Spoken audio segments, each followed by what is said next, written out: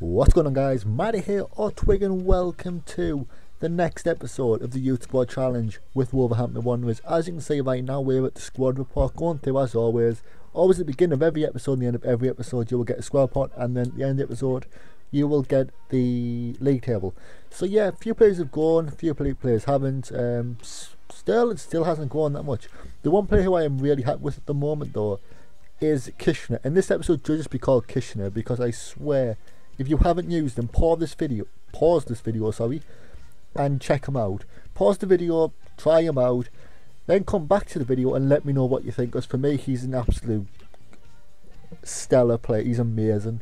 5 goals so far in the series, and hopefully he's just going to go. So our first game is against Brighton Home Albion, and they have 2 wins and a loss under their belts, so hopefully we can kind of, well, beat them. That's like the big picture for every game we have. So we go straight in, 25 minutes and still nothing's happened. Goes in the 29 minutes in, Holla gets a yellow card, and half time 0-0. 1-2. We are playing our best squad for this team, so maybe a good idea, maybe not. I mean, this is a team that we really should be beating, but when it kind of gets to 90th minute, I'm stuck in the bits. When it gets to 90th minute, it's still 0-0, and I'm kind of confused. So I do again try it out, and because I thought if we go 2 games without a win, I'm gonna have to change the team around. But we come against Bournemouth, a team that's been promoted in real life. So if you're a Bournemouth fan, congratulations. Really happy. Kishner scores in the 12th minute. What a goal! I'm just expecting, but I just know Kishner, amazing player, absolutely amazing. Stanless scores, and then Kishner scores a second one just to shut them out, and then Sterling scores, the guy who I'm really disappointed with at the moment. He pots one in the back of the net, so 3-1 thus far, and going into the 90th minute, and Bolo gets injured in the 86th, and 90th minute we win 3-1 against a team, well, a newly promoted team into the Premiership. So right there, I can't really be going too wrong. Yeah, so this episode is kind of one where I raged. You will see very soon why is that. We've come against Middlesbrough next, a team who are actually my local team. Middlesbrough and Hartlepool are my 2 local teams, so you know between the distances, you know where I'm from. And Vossen, Emre Can once again gets a red card. It's not really that unusual. Whitehead gets a yellow card, 2-way scores because we are playing our second team, the Sterling, Material, Traore, and Bolo scores, which can't really go wrong because he's an amazing player as well. Anyone who's been saying use him, thank you, he's amazing. And yeah, can't really go wrong. They do pull one back with a Wildcut, but not really enough for them to take the lead. So then we go into here. We have this part. Sterling goes away for international duty. Sterling, Ondoa, and I'm going to say Tillyman, but I probably is wrong with that. And nothing comes up. So as you can see, we do have only 3 playable reserves. So this game was probably the episode that I raged the most, because I was thinking this could be an unbeaten episode. We could actually go through the entire episode and not lose a single game. However, what you're going to see very soon is that we have to forfeit this match, because, well, international duties I guess are more important. And yeah, it is a bit frustrating. I mean, this was a game that I was planning on playing as well. As you see I'm just flicking through thinking which one should I play, and as you see I click on it and it says you must forfeit the game, and that is a bit annoying. I have to admit it is a bit of a piss take, just to put it politely. We would have won that game as well. We could have won that game 3-0, and yeah, that really frustrated me. But we do go on the next game against Norwich. We do play these, and we just I'm fuming at this point. Like, I'm really angry. I really want no victory. So we come out playing our best team possible. Can's back in the team after his red card. Halalovic, Scuffet still in goal. You know, the usual team that would be brought out to annihilate somebody. And against Norwich City, this is going to be a tough opponent, because obviously John Woody as a goalkeeper is amazing. Redmond, amazing right mid. Gary Hooper, a lot of people don't rate him, but I really think he's good. Olsen and Teddy in the midfield. I believe they're both midfielders. I'm not sure. I'm probably going to get proved wrong, but you're going to see in a few seconds what I'm talking about. So I'm kind of optimistic. I'm kind of thinking, this is the team we can beat. Like, I'm pissed, and I really want to pick you. Unfortunately, for some reason, Sterling is not made as being captain on this team.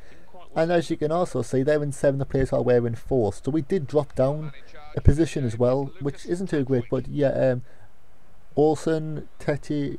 Oh no, I don't know. Let me find out. Olsen is one of the wing backs. It's Housen and Tetty.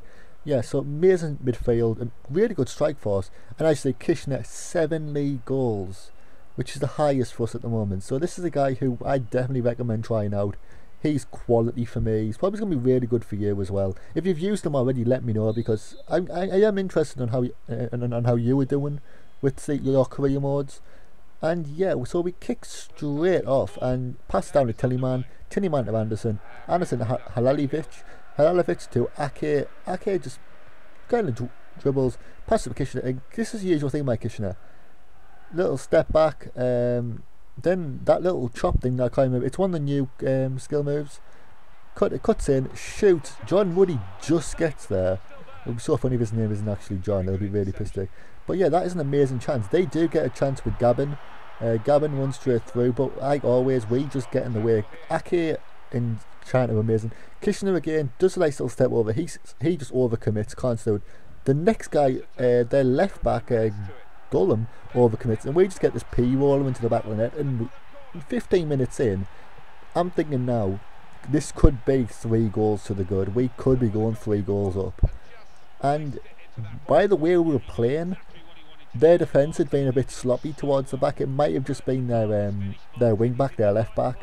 Was it left back? No, I don't know. Well, their wing back, Golem or whatever the fuck his name is. And Huber runs to try and get an instant reply. Pass down to Bennett. Bennett megs a player, passes it up to Teddy. Teddy passes it over to Housen. Housen shoots, but it's caught by Scufford. And that player was pretty sweet by them. They do go in for the corner. Nathan Redmond decides to cross it in. Huber gets hit and hits the crossbar, and then Halalovic does this like acrobatic save to get away, and we do take the break. We do come into this and thinking, we've just got lucky, and we've now kind of seen that their strike force is really good. So Sterling runs down, but unfortunately, like always, Sterling gets tackled. And this happened twice. I mean, this is another clip of Sterling just cannot be... I mean, I know I'm playing as Sterling, but at the same time, he's just terrible for me. He's just useless. I don't know what if I'm playing him wrong. If I am, let me know. But he is being pretty pathetic, and that goes at the half-time. Kitchener has the last touch of the ball. And yeah, half-time 1-0 up, where, to be honest, we could have probably been winning this a while ago. But once again, Tellyman now running down the pitch, passes over to Chambers. Chambers just rolls and Bennett just falls over. I don't know what he was doing there. And this sublime pass over to Kishner. Kishner passes down to Mbolo, and Mbolo passes it down to Tillyman. Tillyman passes through to Anderson. Anderson takes the shot, hits Woody, and Mbolo goes for the rebound. Woody saves it, and Halalovic isn't tall enough to get the ball away. So they do get lucky, because we could have potentially be 2-0 up at the moment. And Kishner then goes for another one. Another one of his little skill moves is stop and turn. Tries chipping it over, but they do get rid of it, and then they just launch that ball downfield. Gets down to Becchio, who came on earlier. We do get it away, and this is in the 89th minute, 90 minutes in before they get a solid chance. Down to Chambers, and at the end of the game, there wasn't even added time. That's how boring it got. It was just a midfield battle. I would run it to their defence, they'd get it. They'd run to my defence, and I'd get the ball. It's the way it worked. The last game of the episode is against Bolton Wanderers, who, another team who I think I should be beating. Not 100% sure about Bolton. They are a kind of a curious team for me. But we do go 1-0 up with Sterling in the 20th minute. A few seconds after that, though, Chambers gets an injury. So he's going to have to come off, and Jedvaj, or Javaj, whatever the hell his name is, comes on. And Tillyman does get a goal in the 75th minute by a penalty to take us 2-0 up against a team that are pretty decent. Sorry, my voice just went. So as you're going to be saying, we do actually have positivity from the club. They're saying that we're doing good. James is out for 6 weeks, so that's 6 games practically that he's not going to be there for.